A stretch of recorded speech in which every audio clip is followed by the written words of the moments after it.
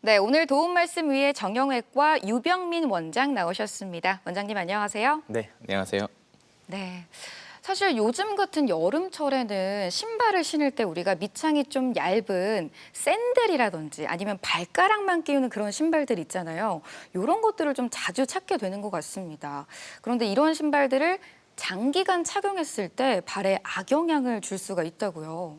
네, 맞습니다.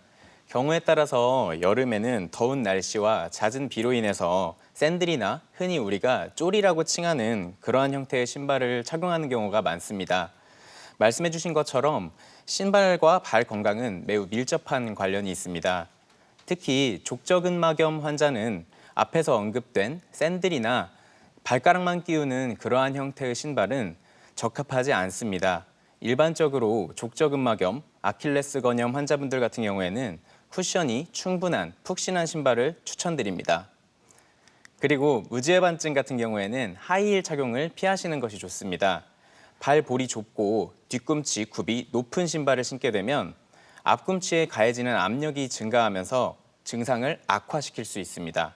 지간신경종 환자분들 같은 경우에는 마찬가지로 뒤꿈치 굽이 높고 발볼이 좁은 신발을 신게 되면 앞꿈치 공간이 좁아지고 압력이 증가하면서 증상을 악화시킬 수 있습니다.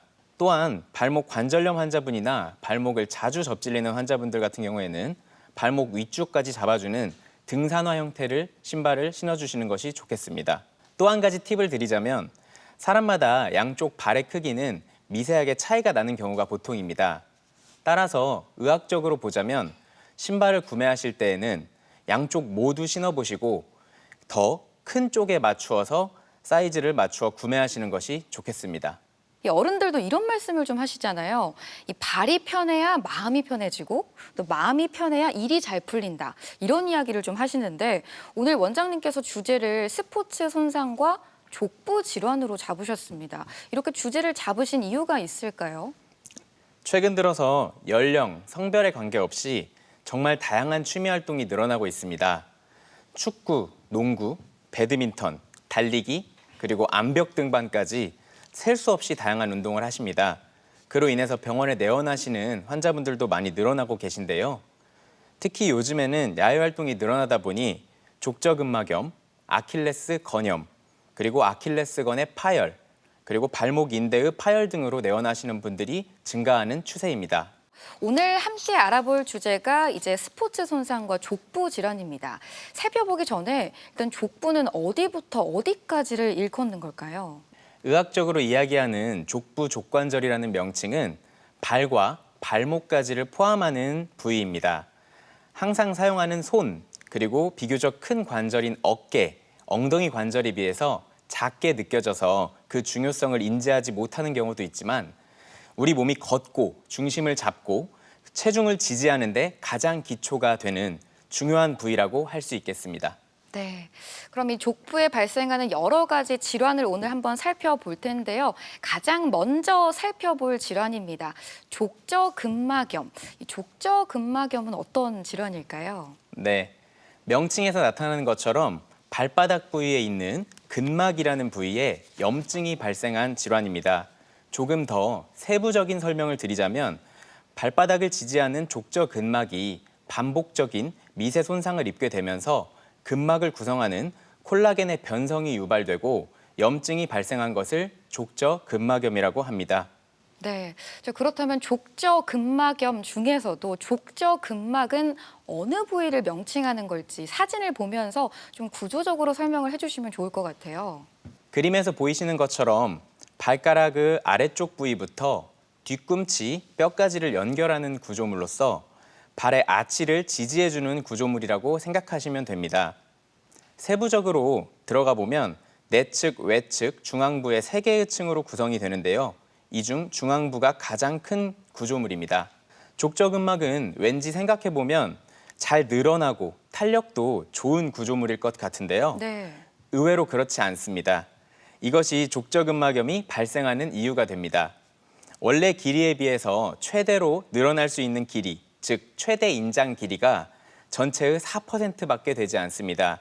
즉 최대로 늘어난다고 해도 104% 정도 길이밖에 늘어나지 않으니 마사지나 준비 운동 없이 급격하게 사용하게 되면 찢어지기가 쉽게 됩니다. 네, 지금 사진에서 보여지는 것처럼 종골이라고 하는 위치가 지금 뒤꿈치 뼈를 이야기하는 걸까요? 종골은 모형에서 보이시는 것처럼 발의 가장 끝 뒤쪽 아래의 이 네모난 뼈를 의미하게 됩니다. 방금 설명드린 종골 끝 아랫부분부터 5가지 발가락의 하단부를 연결해주는 두껍고 단단한 근막이라고 생각해 주시면 됩니다. 그럼 그 근막에 염증이 생겼을 때 어느 부위에 가장 많이 통증을 느낄까요? 통증은 5개의 발가락을 연결하는 근막이 종골의 끝부분 이 부위에 다 모이기 때문에 통증이 가장 많이 발생하는 부위는 종골의 하단부, 지금 모형에서 보시면은 이쪽 부분이라고 할 수 있겠습니다. 네, 그러면 이 족저근막염은 발바닥에 붙어 있는 이 지방층이 쿠션 역할을 해주잖아요. 근데 이 지방층이 조금씩 줄어들면서 생기는 질환을 이야기하는 거겠네요. 지방층도 어느 정도 통증에 기여를 하게 되고 결국 과사용에 의한 미세 손상과 충분히 회복되지 못한 상태에서의 반복적인 자극이 증상이 점점 심해지는 것에 기여를 하게 됩니다. 말씀해 주신 것처럼 나이가 들어감에 따라서 40, 50대가 넘어서게 되면 뒤꿈치 지방 패드의 두께와 높이가 낮아지면서 같은 운동을 했는데도 통증이 유발될 수 있습니다. 지금 사진에서 보면 궁금한 점이요. 우리 발 구조가 약간 돔 형태처럼 이렇게 둥글게 생겼잖아요. 이게 구조적으로 어떤 기능을 좀 하는 걸까요? 돔 형태, 즉 아치 형태가 발을 이루게 되면서 저희가 체중을 디딜 때 충격을 완화, 흡수해주는 역할을 하게 됩니다. 따라서 이 구조는 매우 중요한 구조이고 이 구조가 무너지신 경우가 평발, 이 구조가 과도하게 세워져 있는 경우를 요족이라고 칭하게 됩니다. 네. 그러면 평발이라고 이야기를 하셨는데 평발의 경우에는 외부에서 오는 충격을 그대로 다 받아들이는 거잖아요. 족저근막염의 원인에 대해서도 좀 살펴보면 좋을 것 같습니다. 실생활에서 주변의 분들을 보시면 모든 40, 50대 분들이 그리고 모든 스포츠인들이 운동을 한다고 해서 족저근막염이 생기는 것은 아닙니다. 여러 가지 요인들이 작용을 하게 되는데요. 우선 말씀해 주신 것처럼 평발이 있는 경우에는 족저근막염이 더 쉽게 발생할 수 있습니다. 평발의 반대인 요족형 발인 경우에도 마찬가지로 족저근막염이 더 쉽게 발생할 수 있습니다. 발 자체의 구조적인 문제가 원인이 될 수 있겠습니다. 다음으로 과도한 미세 손상과 더불어서 최근에 체중이 급격하게 증가한 경우에도 족저근막염이 쉽게 발생할 수 있습니다. 마지막으로 근래 들어서 신발을 바꾸지는 않았는지 또는 특정 운동을 할 때에만 특정 신발을 다른 신발을 갈아 신지는 않는지 등을 생각해 봐야 합니다. 네, 그럼 이런 증상이 있다면 족저근막염을 의심해 봐야 한다. 어떤 증상이 있을까요? 네, 첫 번째로는 아침에 첫 발을 디딜 때 뒤꿈치에서 극심한 통증이 발생하는 것이 특징적입니다. 미세 손상이 누적된 족저근막이 밤 사이에 불완전하게 회복된 상태에서 충분한 준비 상태 없이 갑작스럽게 체중을 지지하게 되면 찢어지는 듯한 통증을 느끼게 됩니다. 두 번째로는 발가락을 발 등 쪽으로 위로 젖힐 때 통증이 증가합니다. 앞서 해부학적 구조를 설명드린 것처럼 발가락의 기저부에 족저근막의 끝이 붙어 있기 때문에 발가락을 위로 당기면 근막이 늘어나는 스트레스를 받게 되어서 통증이 증가하는 양상을 보입니다. 세 번째로는 앉아 있거나 누워 있을 때에는 증상이 없고 서기만 하면 뻣뻣한 통증이 나타난다고 호소하시기도 합니다. 또한 바늘로 콕콕 찌르는 듯한 통증이라고 표현하시기도 합니다. 네, 그럼 이런 증상들이 있어서 내원을 했을 경우에는 원장님께서는 어떤 방법으로 좀 진단을 내리시는지도 궁금한데요. 가장 먼저 촉진을 해보실까요?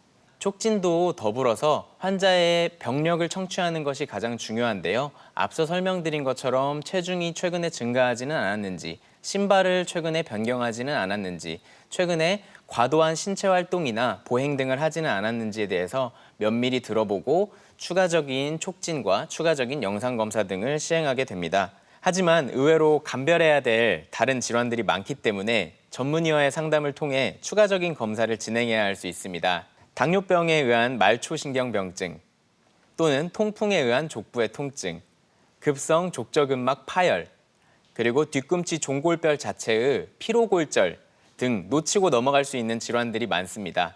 실제로 행군을 많이 하는 군인분들이 발바닥 통증을 호소하는 경우 MRI 검사 등을 시행해 보면 숨어있는 피로골절이 발견되는 경우가 많습니다. 따라서 족저근막염을 알아보기 위한 혈액 검사, 추가적인 정밀 영상 검사를 한다기보다는 다른 질환들을 놓치기 쉬운 병들을 찾아내기 위해 검사를 시행한다고 생각하시면 좋을 것 같습니다. 네. 그럼 이렇게 진단을 하고 난 후에는 이제 치료를 좀 받아볼 수 있을 텐데요. 치료법도 하나씩 살펴보겠습니다. 먼저 비수술적 치료법 어떤 것들이 있을까요? 네, 치료로는 족저근막을 풀어주는 스트레칭 운동, 그리고 약물 복용, 깔창 등을 활용할 수 있습니다. 외래에서는 물리치료와 체외 충격파 치료 등을 시행하기도 합니다. 또한 경우에 따라 증상이 너무 심한 경우 국소적으로 주사 치료를 하기도 합니다. 그러나 이 부분에서 주의해야 할 점은 이러한 주사 치료가 성분 또는 부위에 따라 좋지 않은 작용을 할 수도 있습니다. 주사로 인해 오히려 앞서 보여드렸던 지방 패드가 두께가 위축되거나 하는 악영향을 끼칠 수도 있습니다. 따라서 증상이 해결되지 않는 경우에는 전문의와의 상의를 통해 치료 방법을 결정하는 것이 좋겠습니다. 네, 이렇게 치료법까지 살펴봤는데요. 지금부터는 원장님께서 직접 치료를 하셨던 환자의 사례를 살펴보면서 하나씩 이야기를 나눠보도록 하겠습니다. 자, 먼저 어떤 환자분이실까요?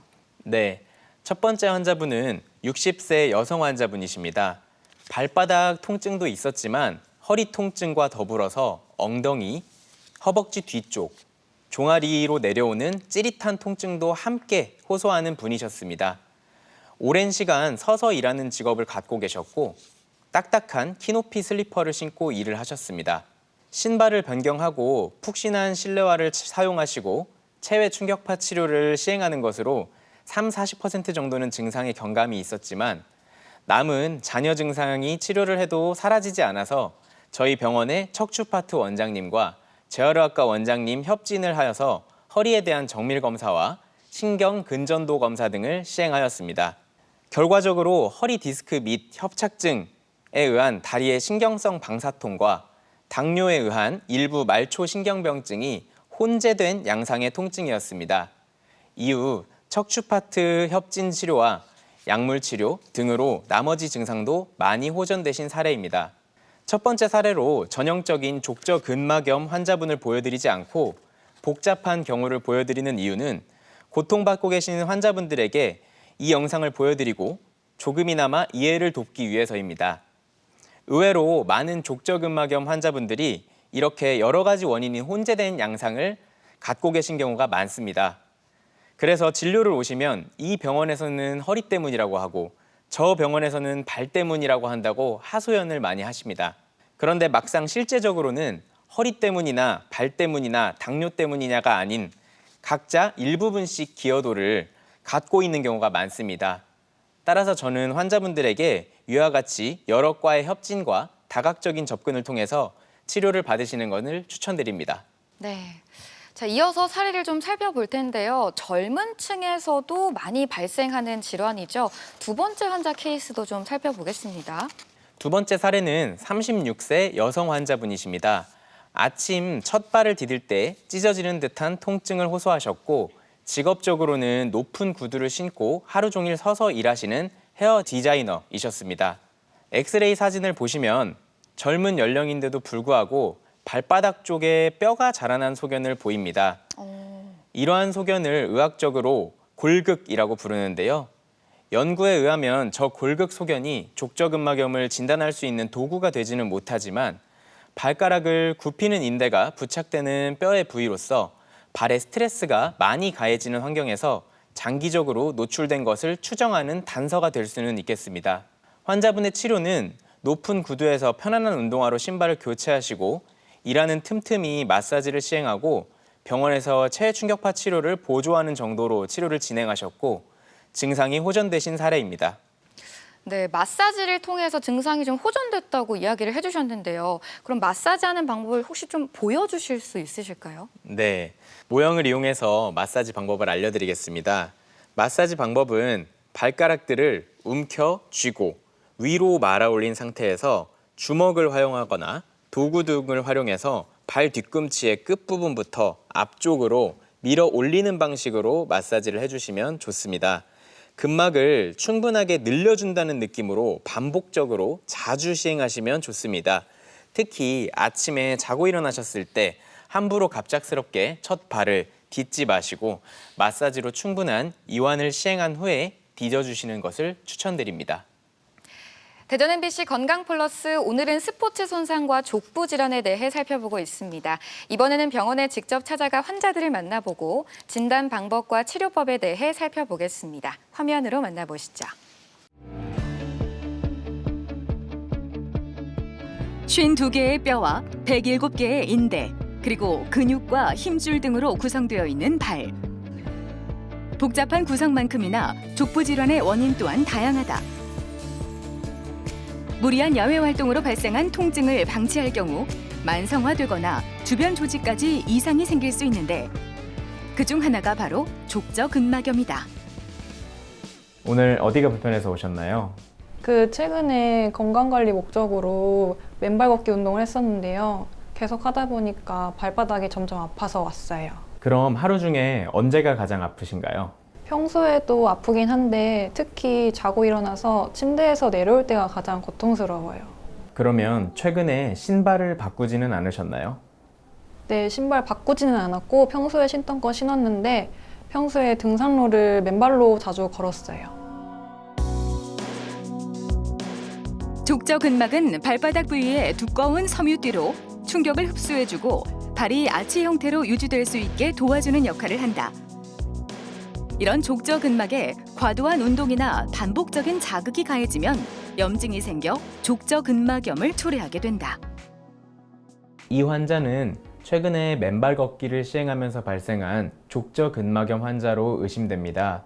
따라서 초기에는 생활습관 교정, 그리고 약물 치료 등으로 치료를 해볼 수 있겠으며 증상이 개선되지 않는 경우에는 체외 충격파 등의 치료를 통해서 치료를 해볼 수 있겠습니다.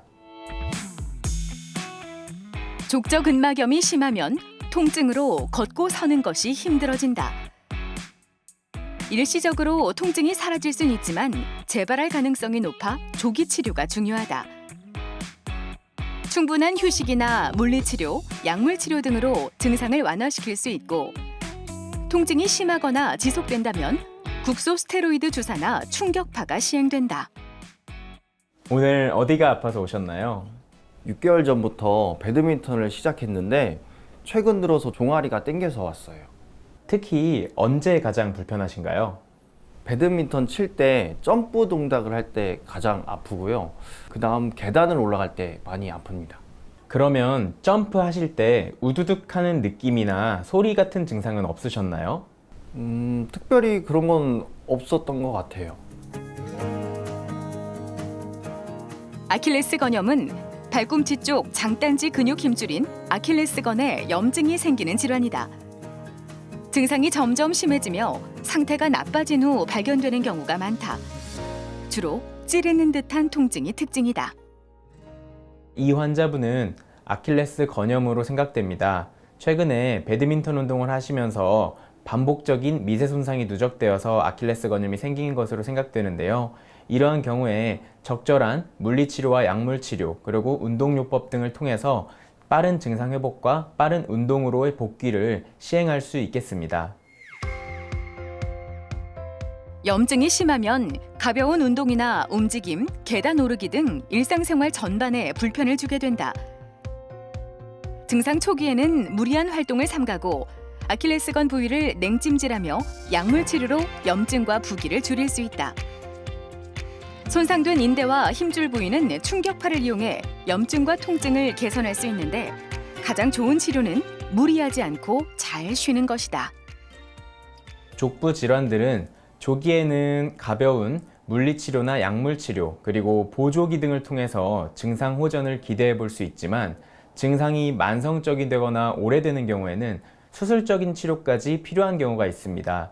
따라서 증상이 있으신 경우 조기에 병원에 내원하시어 전문의와 상담을 통해서 적합한 치료를 받으시는 것이 중요하겠습니다. 족부 질환을 예방하기 위해서는 무리한 운동이나 잘못된 운동 방법을 피하는 등 발병의 원인을 제거해야 한다. 또 늘 해오던 익숙한 운동이어도 나이가 들면서 유연성과 강도가 감소하기 때문에 충분한 스트레칭과 워밍업이 중요하다. 일상에서 지키는 족부 건강. 아는 만큼 보호할 수 있다. 병원을 찾아가서 환자들을 만나보고 스포츠 손상과 족부 질환에 대해 살펴봤습니다. 자, 지금부터는 아킬레스 건염에 대해서 하나씩 살펴볼 텐데요. 아무래도 이 질환은 스포츠 손상으로 가장 많이 좀 손상을 입는 부위가 아닐까 싶습니다. 아킬레스 건염, 어떤 질환일까요? 네, 아킬레스건은 종아리 표면의 비복근과 내부의 가자미근으로 이루어지게 되는 매우 강한 힘을 내는 인대입니다. 뛰는 동작 등을 수행할 때는 우리 몸의 몸무게의 약 10배에 달하는 과도한 부하를 받게 됩니다. 뛰는 동작을 주로 수행하는 운동선수의 약 6.5%에서 많게는 18%에서 아킬레스 건염이 나타난다고 보고됩니다. 결국 위에서 설명드린 족저근막염처럼 과사용으로 인한 미세 손상이 발생하고 치유가 되는 속도를 넘어서서 반복적인 스트레스가 주어지면 건염으로 진행하게 됩니다. 그림에서 보이시는 것처럼 통증의 위치는 발 뒤꿈치뼈 바로 위쪽에 아킬레스건이 붙는 부위, 부착 부위가 아픈 경우도 있고 그보다 2에서 6cm 상방의 인대 부위가 아픈 경우도 있습니다. 네. 사실 우리가 어떤 뭔가 약점을 이야기할 때 이건 내 아킬레스건이다 이런 이야기를 좀 많이 하잖아요. 그만큼 우리 몸에서도 굉장히 중요한 역할을 맡고 있는 건데 이 아킬레스건은 우리 몸에서 어떤 역할을 하고 있을까요? 네, 앞에서 설명드린 것처럼 발목을 바닥 쪽으로 밀면서 뛰는 동작을 할 때 강력한 힘을 내는 역할을 합니다. 실제로 수술실에서 아킬레스건을 보면 거의 엄지손가락 두께만큼 두꺼운 모양을 하고 있습니다. 그래서 아킬레스건이 급성 외상으로 파열된 경우에는 뒤에서 타인이 발목을 때리는 줄 착각했다고 표현하시는 환자분들도 있고 몸에서 총을 쏘는 것 같은 큰 소리가 났다고 표현하시는 경우도 있습니다. 그만큼 강력하고 중요한 구조물입니다. 네. 이 앞서서 족저근막염의 원인으로는 반복적인 미세한 손상으로 인해서 질환이 발생을 한다고 했는데요. 아킬레스 건염 같은 경우는 어떻게 좀 발생을 할까요? 원인이 궁금하네요. 네, 족저근막염처럼 과사용으로 인한 미세 손상이 발생하고 치유가 되는 속도를 넘어서서 반복적인 스트레스가 주어지면 아킬레스 건염이 발생하게 됩니다. 네, 그렇다면 아킬레스 건염의 증상에는 어떤 게 있을까요, 원장님? 네, 증상으로는 단순한 통증부터 열감, 붓기 등을 호소할 수 있습니다. 특히 발을 몸쪽으로 당겨서 굴곡시키면 통증이 악화되는 특징을 보입니다. 네. 그리고 이야기를 들으면서 궁금했던 게 아까 종골 이야기를 하셨잖아요. 종골 위쪽으로는 아킬레스건이 있고 아래쪽으로는 족저근막이 있잖아요. 이 두 가지가 혹시 서로 영향을 받을까요? 해부학적 구조를 보시면 아실 수 있듯이 종골을 기점으로 해서 뒤쪽에는 아킬레스건이 붙어 있고 아래쪽으로 족저근막이 붙어 있기 때문에 종골을 기준으로 서로 영향을 미치게 됩니다. 따라서 한쪽 질환이 있는 경우 반대쪽도 아프게 되는 경우가 많습니다. 그리고 족저근막염의 치료에 의외로 종아리 근육을 이완시키는 수술을 해서 족저근막의 염의 증상을 호전시키는 치료법도 있습니다. 네. 자, 그러면 아킬레스 건염의 증상으로 병원을 찾았을 때 이제 또 진단을 받아 볼 텐데요. 영상 검사를 가장 먼저 시행을 하시겠죠? 엑스레이에서 보이시는 것처럼 발 뒤꿈치에 앞서 설명드린 골극이 보이기도 하고 아킬레스 건 인대 내부의 건 실질에 석회화 소견이 보이기도 합니다. 이러한 건 자체의 퇴행성 변화가 진행되는 경우에는 파열의 원인이 되기도 하기 때문에 주의를 요할 수 있습니다. 네. 그리고 조금 더 자세하게 살펴보려면 MRI도 좀 검사를 하겠죠. 네, 아킬레스건이 파열된 경우에는 MRI 검사를 시행할 수 있는데요. 보이시는 것처럼 파열의 부위와 크기를 측정할 수 있습니다. 지금 이 환자분 같은 경우에는 종골뼈를 기준으로 약 6cm 상방에서 파열이 일어난 것으로 추정할 수 있고요. 그리고 파열의 크기는 약 2cm 정도의 간격이 있는 것으로 추정됩니다. 이 환자분 같은 경우에는 수술적 치료를 진행하시게 되었고 좋은 결과를 얻어서 잘 회복되신 상태입니다. 이렇게 아킬레스건이 손상을 입거나 파열이 됐을 경우에는 이제 좀 치료를 받아볼 수 있겠죠. 치료법도 족저근막염과 비슷할 것 같은데요. 치료법도 한번 살펴볼까요? 네, 치료로는 족저근막염과 마찬가지로 비수술적 치료로도 좋은 효과를 기대할 수 있습니다. 아킬레스건을 늘려주는 스트레칭 운동, 약물 복용, 신발의 뒤축을 올려주는 깔창 등의 사용을 활용할 수 있습니다. 마찬가지로 증상이 너무 심하거나 인대를 감싸고 있는 부건병증이 주된 원인인 경우에는 주사 치료를 시행할 수 있습니다. 그러나 이 부분에서도 주의할 점이 있습니다. 인대에 직접적으로 주사를 하는 것이 아닌 아킬레스건과 부건 사이에 주사를 시행해야 합니다. 또한 이 부위에 스테로이드를 사용하는 것은 아킬레스건의 파열을 초래할 수 있기 때문에 주의해야 합니다. 네, 이렇게 아킬레스건이 파열되는 경우에는 수술을 좀 받아봐야 할 텐데요.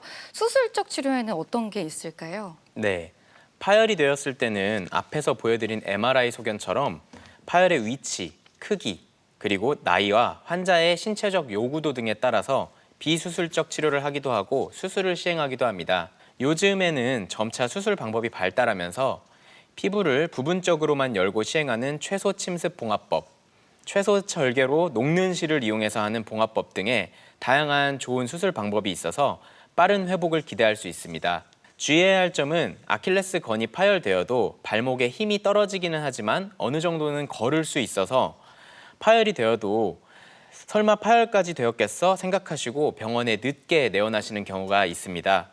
그러한 경우 수술적 치료를 하여도 결과가 좋지 못하고 재활 기간이 길어지는 경우도 있기 때문에 통증이 있거나 의심이 되는 경우에는 가까운 병원에 내원하셔서 진료를 보시는 것을 추천드립니다. 급성 아킬레스건 파열로 오신 남자 환자분이셨는데요. 아킬레스건 파열과 결손 부위가 크기가 커서 환자분 같은 경우에 평소에 축구를 많이 하시고 현장 일을 하시는 환자분으로서 신체 요구도가 높다고 평가가 되어서 수술을 하게 되었습니다. 약 4cm 정도의 절개를 통해서 아킬레스건을 녹는 실을 통해서 봉합을 하셨고요. 지금은 좋은 결과로 재활을 빨리 마치고 일상생활에 복귀하신 상태입니다. 네. 이 다음으로는 족부 질환 중에서도 가장 많은 분들이 경험하는 질환이 아닐까 싶은데요. 우리가 쉬운 말로 발을 접질린다고 하잖아요. 발목 염좌에 대해서 좀 살펴보겠습니다. 발목에서 자주 다치는 인대로는 아킬레스건만 있는 것은 아닌데요. 보통 발을 잘못 딛거나 꺾이게 되면 발목의 바깥쪽 인대들이 늘어나거나 다치게 됩니다. 그러한 경우를 통틀어서 발목 외측 인대의 손상이라고 하게 됩니다. 보이시는 것처럼 발목 바깥쪽으로 멍이 나타날 수 있고 손상의 정도에 따라서 앞쪽의 전거비 인대, 그리고 가운데의 종비 인대, 그리고 뒤쪽의 후거비 인대가 끊어지거나 늘어나게 됩니다. 초기에는 증상이나 정도에 따라 수술적 치료를 하기보다는 1차적으로 부목 고정, 보조기, 물리치료를 통한 보존적 치료를 시행하게 됩니다. 그러나 과거부터 반복적인 외상이 있거나 발목이 흔들리는 불안정성이 있는 경우, 또한 스포츠 활동 요구도가 높은 경우 등 여러 가지 환경을 반영하여서 수술적 치료를 고려하게 됩니다. 수술적 치료 방법에는 다양한 방식이 있는데요. 특히 요즘에는 수술법이 좋아져서 발목과 같은 작은 관절에도 관절 내시경을 이용해서 작은 절개선으로도 수술을 할 수 있게 되었습니다. 네, 보이시는 사진이 관절 내시경으로 인대를 수술하는 장면인데요. 카메라를 통해서 인대를 확인하고 파열된 인대를 확인 후 작은 절개선으로 내시경을 이용해서 수술용 실을 이용해서 인대를 기존의 부착 부위에 다시 고정해서 봉합해주는 방식으로 수술을 시행하게 되고, 관절 내시경 수술법으로도 튼튼한 수술로 좋은 결과를 보여주고 있습니다. 이렇게 외측 인대 파열 수술법까지 자세히 살펴봤습니다. 자, 지금부터는 선생님이 또 치료하셨던 환자의 사례를 하나씩 살펴보면서 이야기를 나눠보도록 하겠습니다. 첫 번째는 어떤 환자일까요? 네, 비교적 최근에 내원하셨던 26세 아마추어 배드민턴 선수이십니다. 4, 5년 전부터 반복적으로 발목을 접질리고 점프 이후 착지 동작에서 발목이 흔들거리는 느낌을 호소하셨습니다. 보호대 등을 처방해서 사용하고 고무밴드 등을 이용해서 재활치료와 비수술적 치료를 병행하였지만 증상이 지속되시고 의학적 불안정성 소견이 보여서 수술적 치료를 하셨습니다. 환자분 같은 경우에 아마추어 배드민턴 선수이셨고 여성 환자분이셨기 때문에 이 역시 최소 절개법을 통해서 피부 아래로 파열된 인대를 재봉합해서 원래의 위치에 고정해주는 수술 방식을 선택하셨습니다. 수술을 시행받고 빠른 회복을 하셔서 경기에 복귀할 수 있었고 안정적인 착지 동작 등을 수행할 수 있게 되셨습니다. 네. 이렇게 스포츠 손상과 다양한 족부 질환에 대해서 살펴봤는데요. 이것만은 꼭 기억하자 핵심을 정리해 주시면 좋을 것 같습니다. 네, 앞서 설명드린 것처럼 족부 질환은 오랜 기간 동안 만성화되면서 환자분도 고통스럽고 해결이 어려운 경우가 많습니다. 따라서 첫째로 예방이 중요합니다. 때문에 증상 초기에 전문의와의 상담을 통해서 치료 방향을 결정하는 것이 추천됩니다. 마지막으로 발바닥 또는 발목 뒤쪽 부위에 대한 무분별한 주사 치료는 주의해야 한다는 점을 강조하면서 정리하겠습니다. 대전 MBC 건강플러스, 오늘은 스포츠 손상과 족부 질환에 대해 이야기를 나누고 있습니다. 이번에는 이와 관련된 오해와 진실을 OX로 풀어보겠습니다. 네, 스포츠 손상과 족부 질환에 관련된 OX 질문 준비했습니다. 먼저 첫 번째 질문인데요. 삐끗한 발목을 제때 치료하지 않으면 반복해서 삐끗할 수 있다. O일까요? X일까요? O입니다. 네, 맞습니다. 발목 바깥쪽 인대가 손상된 이후에 적절한 회복과 재활이 이루어지지 않으면 만성적인 발목 불안정성으로 진행하게 됩니다. 따라서 조기에 적절한 보조기, 재활 운동 등을 통해서 치료하시는 것이 중요합니다. 네, 두 번째 OX 질문 드립니다. 체외 충격파 치료는 통증이 심할수록 효과가 좋다. O일까요? X일까요? X입니다. 적용되는 신체 부위에 따라 적합한 강도와 횟수 등에 대한 가이드라인이 있습니다. 몸의 부위에 따라 그리고 환자분의 개인차에 따라 피부 두께와 근육층, 지방층의 두께도 다르기 때문에 너무 통증이 심하신 경우에는 적절한 상담을 통해서 조절하여 치료를 시행할 수 있겠습니다. 네, 이어서 OX 질문 드립니다. 족저근막염은 발바닥 지방 패드가 두꺼워져 생기는 질환이다. O일까요? X일까요? X입니다. 앞에서 설명드린 것처럼 40세 이후부터 뒤꿈치 지방 패드가 변성이 되면서 얇아지게 됩니다. 의외로 약간 굽이 있는 깔창을 사용하시면 깔창 자체의 충격 흡수 효과도 도모할 수 있고 뒤꿈치가 올라가기 때문에 체중이 앞꿈치로 어느 정도 분산되는 효과도 누릴 수 있습니다. 따라서 스스로 발 뒤꿈치를 만져보셨을 때 딱딱한 뼈가 너무 잘 느껴지거나 젊은 시절에 비해 얇아졌다고 느끼시는 분들은 평소에 신으시던 운동화 끈을 약간만 느슨하게 하시고 뒤꿈치를 높여줄 수 있는 깔창을 사용해 보시는 것도 좋습니다. 네, 다음 OX 질문 드립니다. 족저근막염이 심할 경우 신발에 두꺼운 깔창을 덧대는 것이 효과가 좋다. O일까요? X일까요? 세모입니다. 앞에서 설명드린 것처럼 적합한 높이의 깔창을 사용해서 적절한 쿠션감이 있으면 통증에 도움이 될 수 있습니다. 그러나 무조건 두꺼운 깔창을 사용한다고 해서 증상 호전에 기대를 도모할 수 있는 것은 아니기 때문에 환자분께서 사용해 보시고 편안한 높이와 모양을 찾으시는 것을 추천드립니다. 마지막 OX 질문 드립니다. 아킬레스 건염은 휴식을 취하면 저절로 나을 수 있다. O일까요? X일까요? 세모입니다. 휴식을 취하는 것도 치료의 매우 중요한 부분 중에 하나입니다. 그러나 앞서 보여드린 것처럼 건실질에 석회화된 퇴행성 변화가 진행 중이거나 일부 파열을 동반하거나 하는 등 여러 경우가 있기 때문에 나아졌다고 해도 재발하거나 악화될 수 있습니다. 따라서 초기에는 휴식을 취해보시는 것도 좋지만 단시간 내에 재발하는 경우에는 방치하지 마시고 병원에 내원하시어 적절한 상담과 진단, 치료, 재활을 시행하는 것이 더 빠른 회복에 도움이 될 수 있겠습니다. 네, 이렇게 스포츠 손상과 족부 질환에 관련된 OX 질문 풀어봤고요. 계속해서 시청자 여러분의 궁금증 풀어보도록 하겠습니다. 네, 첫 번째 궁금증은 발목 관리와 관련된 질문입니다. 계단을 헛디뎌 발목을 삐끗했습니다. 인대가 늘어났다고 해서 반깁스와 약 처방을 받아 돌아왔습니다. 수술을 하지 않아도 저절로 나을 수 있는 건가요?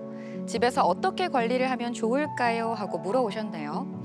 어떻게 관리를 하면 좋을까요? 많이 놀라셨겠습니다. 저도 최근에 계단에 빗물이 있는 것을 보지 못하고 한번 접질린 적이 있는데요. 병원에 내원하셔서 진단을 받고 반깁스 고정을 시행하시고 약을 처방받으신 것은 매우 잘하신 것 같습니다. 조기 고정과 치료만 적절하게 시행되어도 단회성의 염좌나 인대 늘어남은 좋은 결과를 보이고 잘 회복되는 경우가 많습니다. 따라서 병원의 치료를 잘 믿고 따라가 주시면 되겠습니다. 네, 두 번째 궁금증은 발바닥 통증과 관련된 궁금증입니다. 아침에 자고 일어나면 바닥을 딛기가 정말 힘듭니다. 5분 정도 왔다 갔다 하면 조금 나아지는데요. 지금 신는 신발에 문제가 있는 걸까요? 체중이 조금 많이 나가는 편인데 살을 빼면 괜찮을까요? 하고 물어오셨네요. 어떻게 하면 좋을까요, 원장님? 네, 이러한 사례로 외래를 내원하시는 분들이 많습니다. 의외로 체중 감량을 위해서 과도하게 걷기 운동을 시행하고 증상이 더욱 악화되시는 경우도 있습니다. 따라서 초기에는 앞서 말씀드린 아침 기상 후 발바닥 마사지, 그리고 실내에서 푹신한 슬리퍼 사용하기 등을 시행해 보시고 어느 정도 증상이 호전되시면 체중이 많이 나가시는 편이라면 수영 또는 자전거 등의 직접적인 체중 부하를 어느 정도 피할 수 있는 유산소 운동으로 체중 조절을 해보시는 것도 좋겠습니다. 네, 끝으로 족부 질환에 대해 꼭 기억해야 할 점 핵심을 한마디로 요약을 해볼 텐데요. 족부 질환은 네모다. 이 네모를 좀 채워주신다면요. 네, 족부 질환은 주춧돌이다로 하겠습니다. 다른 관절 부위에 비해서 관리를 소홀히 하시는 경우가 많지만 단순한 발바닥 통증 하나만 발생해도 이처럼 일상생활조차 어려워지는 경우가 많습니다. 따라서 시청자 여러분 모두 주춧돌을 잘 관리해서 튼튼한 기둥을 세우셨으면 하는 마음에서 이렇게 정해보았습니다. 대전 MBC 건강플러스 오늘은 스포츠 손상과 족부 질환에 대해 살펴봤습니다. 지금까지 도움 말씀의 정형외과 유병민 원장이었습니다. 오늘 말씀 고맙습니다.